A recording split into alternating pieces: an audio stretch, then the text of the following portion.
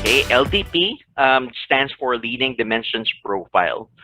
Okay, I would want to say that this is a leadership development profile as well. Okay, if you said that you are more of an action-oriented, you're an urgent kind of person, this is where you would mostly fall. Okay, so intense, fast-paced, confident, assertive, you're a risk-taker, enjoys frequent change and variety, relies on intuition and experience. Okay.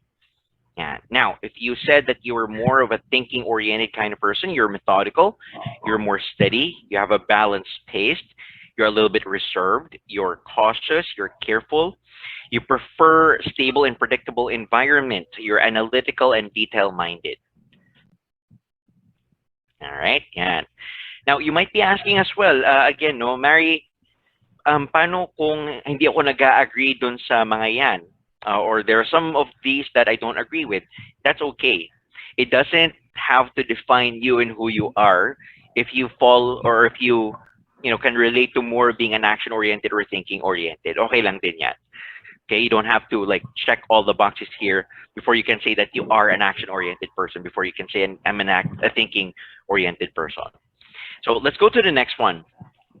So are you task-focused or people-focused? So task-focused are driven people, competitive, they prefer to work alone, they are a little bit more formal, objective, they value privacy, and a little bit more skeptical. People-focused naman, people are expressive, they are supportive, cooperative, prefers working with others, they're a little bit more outgoing, nurturing, they're open, confiding, and trusting. Since they're a little bit more expressive, we can assume that these people are a little bit more sensitive as well. Okay? I wanted to ask if there were any clarifications at this moment. Meron ba tayong questions for now? Sir Mari? Yes. Oh yeah, is it possible kasi I'm a thinking oriented, no? But my work requires me to be action oriented. That's a very good question. Thank you very much. Actually, the scores that we have, okay, your scores is heavily dependent on your role. So depending on the position, magbabago siya. So ano no, parang I want to say as well that if you would have taken this siguro 6 months before, and with the change that is ongoing right now, makikita nyo yung scores nyo will be different as well. Now, the reason why, that's another reason why I ask you to save your scores, to save your results, is because I'd want for you, I'm encouraging everybody to take that test again 3 months and 6 months down the line when the change has been fully integrated. Kind of like what we were saying, no? Depending on the position, depending on the situations that you are in, mag-iiba-iba yung scores natin. So I don't know, maybe Anna, you can mark it from your calendars and remind everybody to take it again and see the difference in the scores. Parang just to share again personally, so I took this exam, I took this test prior to taking a manager role in operations in the call center. So I did that, and then I took it 3 months and 6 months down the line, and I was surprised because well, not too much surprised. No, I mean it was something that was really gonna happen, or that the results were as expected, simply because I took more decisions. So I'm a counselor myself. Okay, like I'm heavily a counselor. So if I remember it right, I'm 16, 17 counselor. And my driver was around 6 or 7 when I started to take it. 3 months, 6 months down the line, my driver went up to 12, 13. My counselor was still higher, but the driver part went up. And that was because of the position that I was in. Why I had to take more decisions at that time. So later again, I will explain no kung bakit ganun nga yung mga nangyayari, depending on the profiles or the communication styles that you have. Okay? Counselors. So ito yung ang approach is, kamusta ka na? Yan muna yung mga tanong, no? Usually, okay, they're interested in what people feel and think. Okay? Mas parang nagiging priority pa yon, no? Yan. Focus on the process and people. So process kasi, syempre we want to err on the side of what do you call this? Parang making sure that it's being followed, no? That everybody is following it. The people side naman, focus on, well, kind of like what we mentioned naman earlier, no? Because important sa atin na to understand what people are going through, that what they're thinking and what they're feeling. Okay? Often indecisive. The reason why, yeah, interested in other people. Often indecisive kasi we have to consider everybody else's opinions, what their thoughts are, and what their feelings are first before we make that decision. Kaya often indecisive. Okay? Yan. Okay. Let's continue. Now, the first one again was a counselor. Yung opposite niya. Okay? Can anybody tell me what the opposite is for the counselor?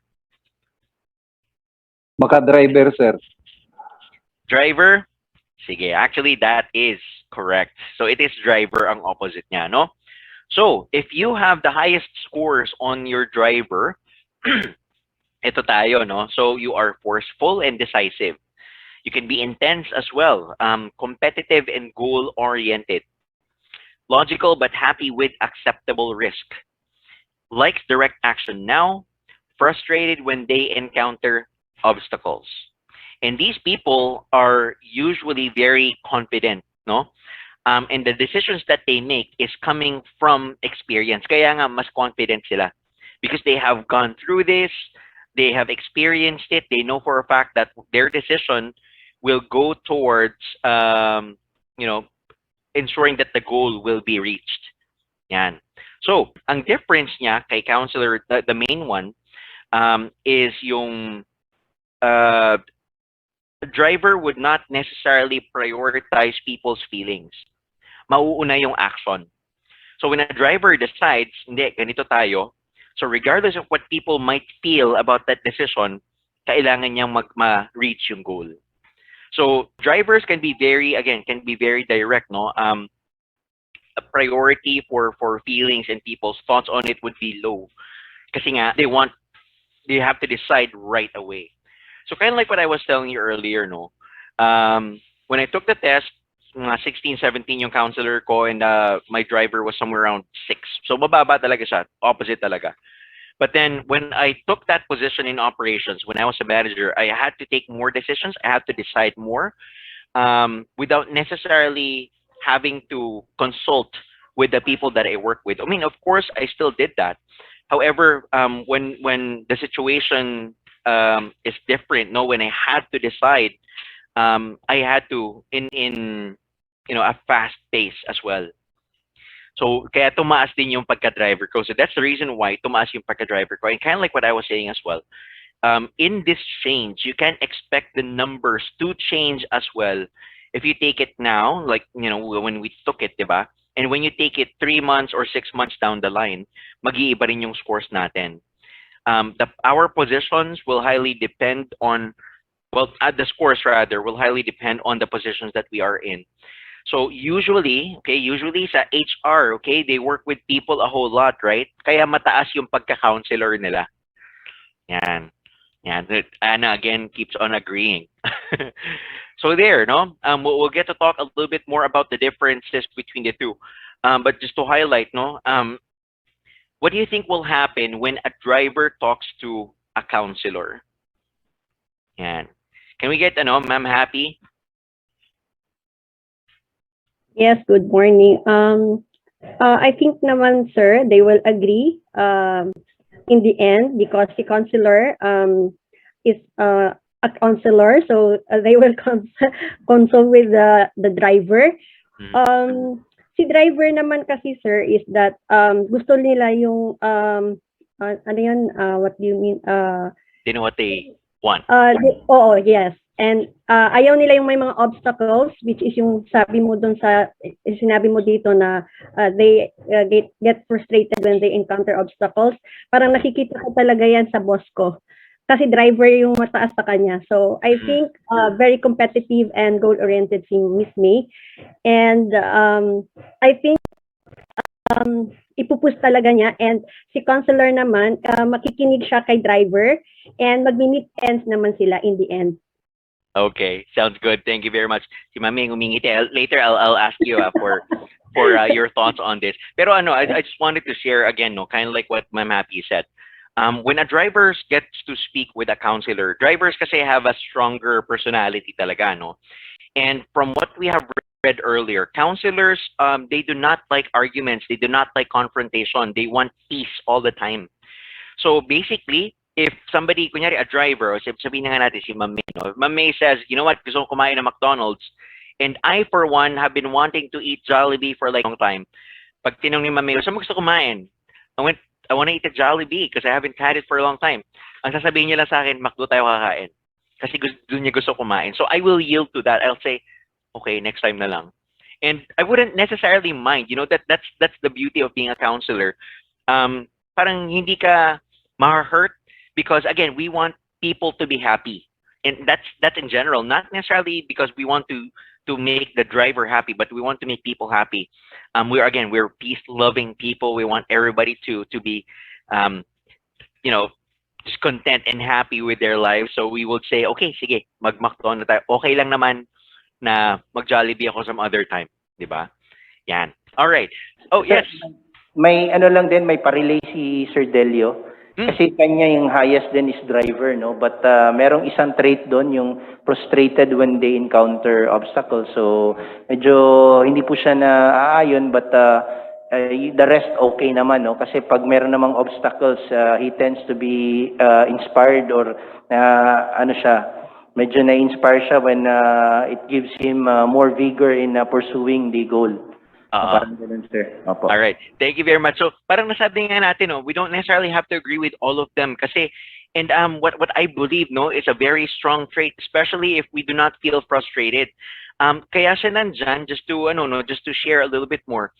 Frustrated when they encounter obstacles because nga, drivers usually operate by experience kasi naranasan na nila yan. So they know, like, when they decide on something, parang na-project na nila yung mga problems din na pwedeng mag-arise. However, there are times wherein hindi naman talaga 100% that we get to anticipate the issues that we have. So when it comes up, it can be very frustrating. No? So yan, kaya lang naman siya nandyan. So again, for everybody, this, again, the descriptions for each of the profiles here should not define us. Okay? In fact, if you do not agree with it, that's actually good. No, parang you're getting the most out of that personality.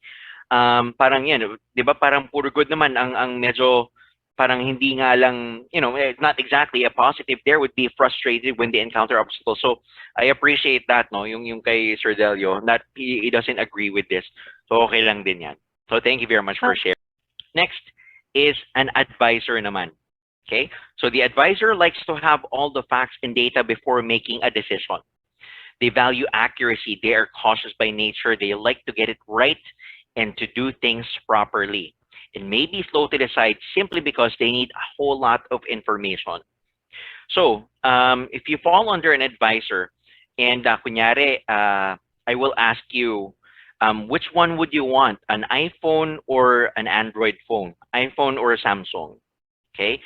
Hindi tayo yung advisor will not just say, okay, I want an iPhone. I want a Samsung. Hindi ganon. Ang gagawin nila is, okay, magkano ba yung iPhone? Magkano ba yung Samsung? Gaano kalaki yung screen ni iPhone? How about kay Samsung? Yung memory, yung styles niya, anong applications yung pwedeng i-install? Ano yung capacity ng battery? Diba? Meron ba siyang access kay Google? So a lot of different questions. That's why it takes them so long to decide. However, they need that much information as well kasi that's how they operate. No? That's their communication style talaga.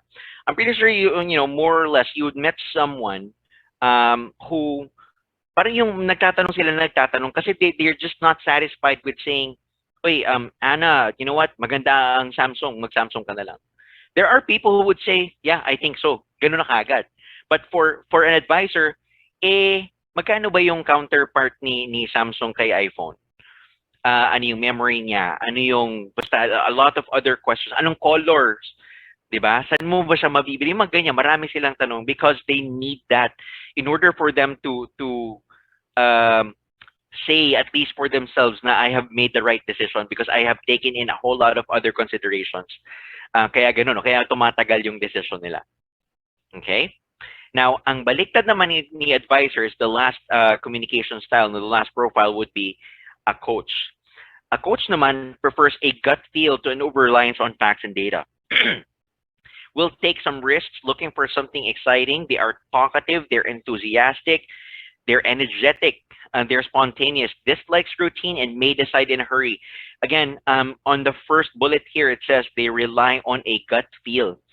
So basically, kapag na-feel nila, parang feel ko tong phone na to, mas gusto ko si iPhone. iPhone na lang bibiling ko. They don't necessarily need to get additional data on what the other like Android phones can offer. Pero kasi nagustuhan na nila, yun na yung mangyayari, no? Yun na yung bibilin nila. In fact, that's also going to be the way that they will sell ideas and things to people. Nadadala yung mga tao sa kanila because of their enthusiasm, because of their energy. So parang yung because they're so excited about they're talking about yung oo nga no, I agree. So ganun yung nangyari. And then the best description that I have for a coach would be salespeople. Salespeople kasi have a knack for talking to people, being very energetic and being talking people of from talking people in deciding to something. Now, so balik na tayo dun sa ng konti about the other different personalities that we have. So from the four, again, it depends on which department you're in, the roles that you play. Kailangan you're a little bit more driver if you're in operations, exactly what Ma'am May said. For HR, when you talk to a little bit more people than the rest, then more of a counselor ang needed dyan. If you're part of a committee that, let's say, kailangan natin ng volunteers for a party, for a year-end party, let's say, kailangan mo mas maging coach, right? Because you're going to entice people to join you.